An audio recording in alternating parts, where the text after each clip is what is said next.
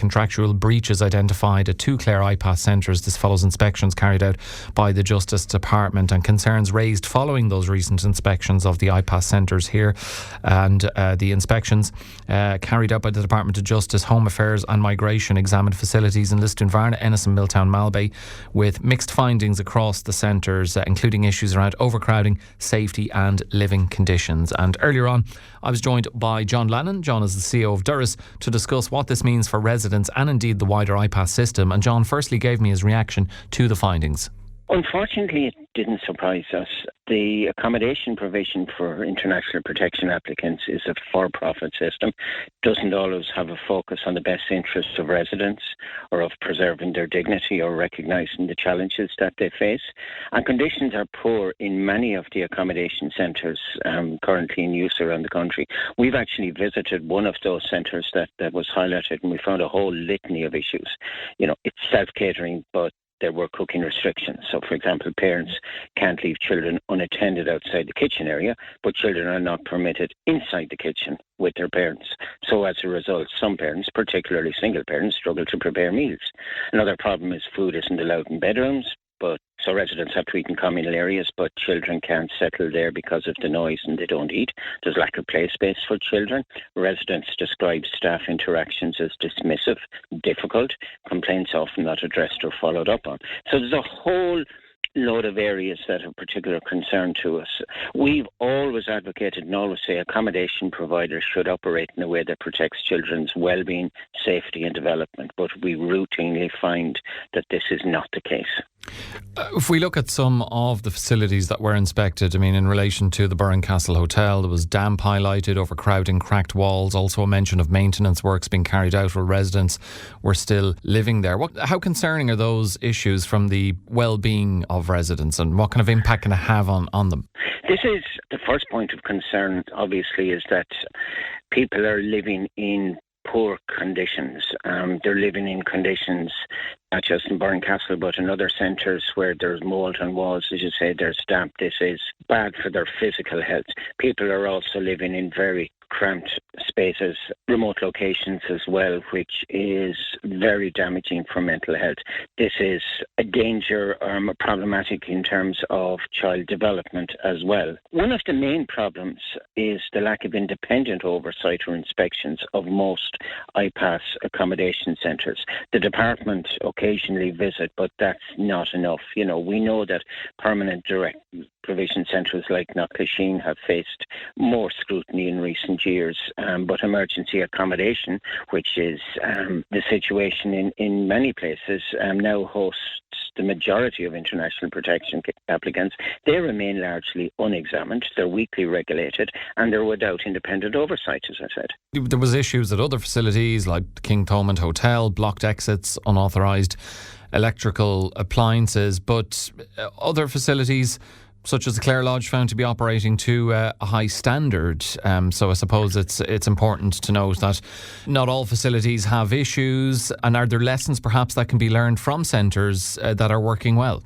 Absolutely. You know, there are centres that are well run, but the problem is that this comes down to the motivation and the intent and the interest of the ownership or management. We published a report in the start of March called The Reception Gap, and it looked at emergency and permanent accommodation. We made a whole range of recommendations, but I could just highlight two in particular. One is that we said that all accommodation housing international protection applicants should fall within the scope of inspections by HICWA in line with the permanent centres, and they should be subject to national standards and to the public sector equality and human rights duty.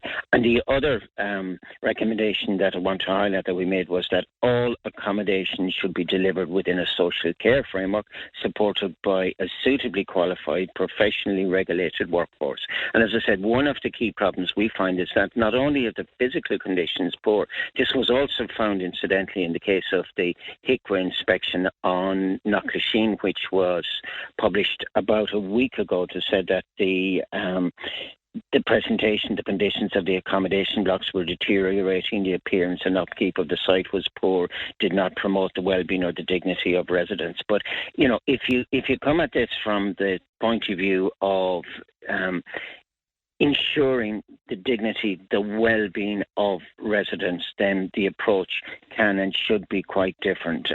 Physical infrastructure is the first basic fire and safety regulations being complied with should be a given. Not always the case, but beyond that as well, as I said, the social care model, ensuring that the best interests of residents, people who have escaped from trauma, needs to be foremost in the minds of the accommodation providers. In terms of these breaches, like, for example, inspectors noted 3 contractual breaches at the King Thomond and Lisdoonvarna that required immediate attention. How quickly should action be taken, and are you hopeful that it will and has been taken?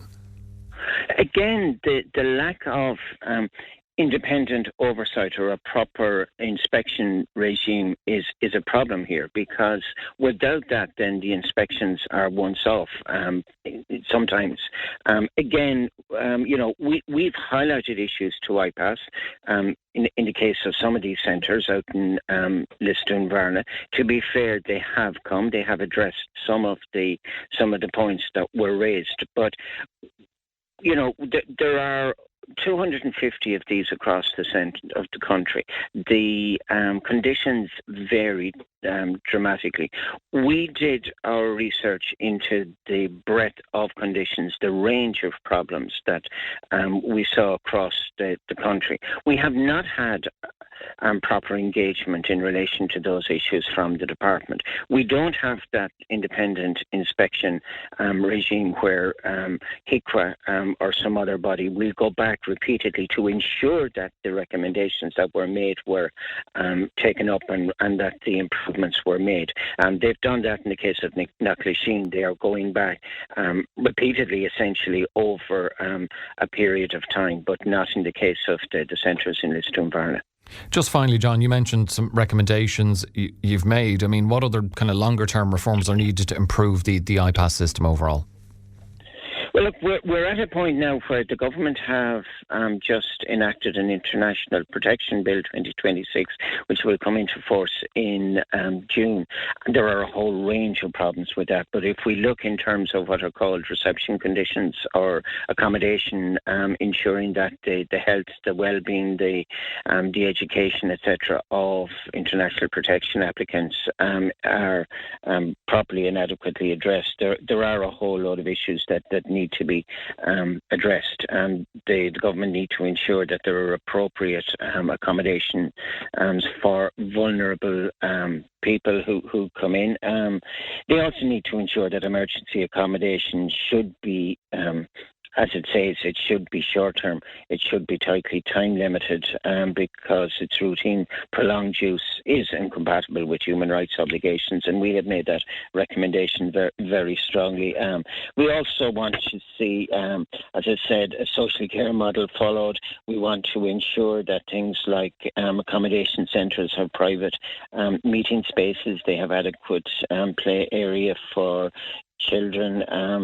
There needs to be a proper oversight and enforcement regime that's aligned with the national standards. And you know, we need to ensure that complaints and remedial mechanisms are always available to residents. And this is one of the issues, again, that we found in many centres, is that because of the poor governance and management structures, because of poor communications from staff who are very often inadequately trained, complaints or concerns that are raised with them are ignored. And we have even found cases where raising a genuine grievance or complaint resulted in residents being even more adversely affected or essentially punished as a result of their raising of their issues and advocating for themselves and for proper conditions. Okay, we do have to leave it there, but the CEO of Doras, John Lannon, thanks for joining us in Morning Focus. Thank you. And for more on this, I'm joined now on the line by the Ireland South Independent MEP, Clare's Michael McNamara. Michael, good morning to you. Michael, are you with us? No, I think we may have an issue with Michael. We can hear you now, Michael. Yeah, loud and clear. Thanks very much for being with us. So, look, you heard what John Lannon had to say, and I know you are someone who has raised concerns about IPAS conditions in the past. So, is this an issue of resources, oversight, or is it something more structural within the IPAS system? It's oversight. I mean, this is a cash cow. I mean, obviously, different business owners, and it is business owners treated very differently. We know that there are some good business owners out there. We see some reports of excellent conditions, and we see many of very bad conditions. But I mean, there's no repercussions for bad conditions. There's no benefit for good conditions. Some simply treat it as a cash cow. It's part of the money that this government is just throwing around the country. I mean, we see one particular family, Banty McEnany's, the companies linked to them, got 230 million euros in payments between 2020 and 2025. The overall payments in 2024 for IPAS and Ukrainian accommodation, 2.2 billion euros.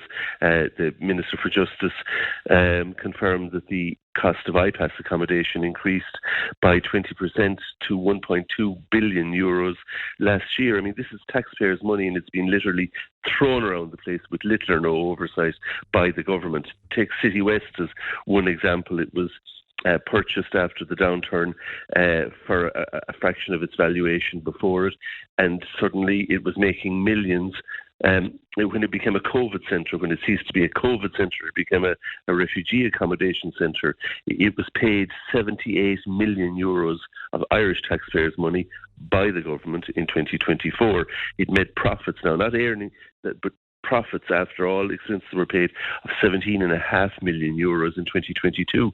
So it's little wonder then that the owners and the people behind that were able to go on and be part of a consortium that bought Rockwell Farm. I mean, this is just one facet of this government throwing taxpayers' money around like they don't care, and there's no long-term benefit for the country out of it. It's not like we're building accommodation that could be put to other purposes into the future. We're just enriching private individuals, some of whom have, of course, are well politically connected.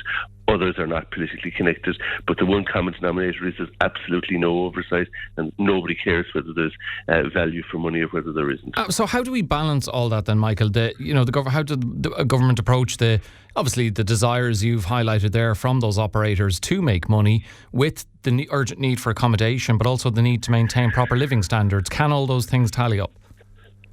Yeah, I mean, look, this urgent need for accommodation gets more and more and more urgent, but the government don't do anything about it. I mean, I remember the Green Fine Gael Fianna Fáil government that came to power in 2020 was saying they were going to build refugee accommodation.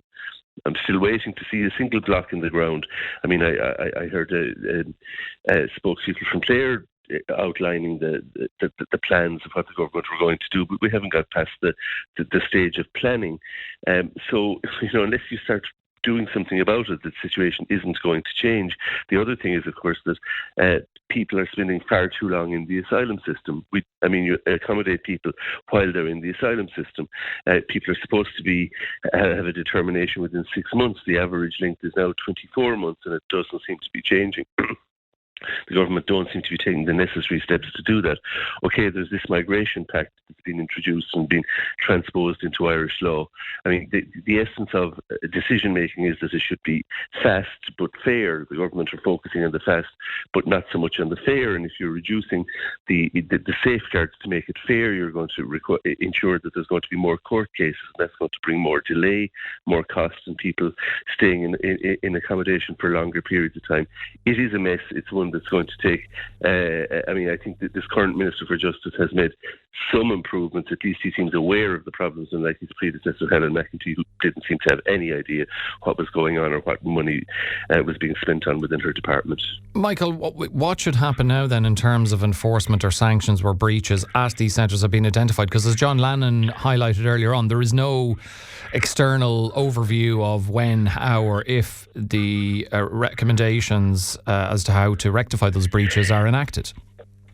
Yeah, I mean, there is going to have to be oversight in that regard, but equally we're going to have to move away from that, where you can rent a disused hotel and make millions of euros out of it, where you can buy a hotel and maybe get the price of it back in the first 12 months if you're able to get one of these contracts, and then you're enriched by the state thereafter. I mean, that's not a sustainable way to continue. We need to have people whose decisions are made much faster, but not in an unfair way.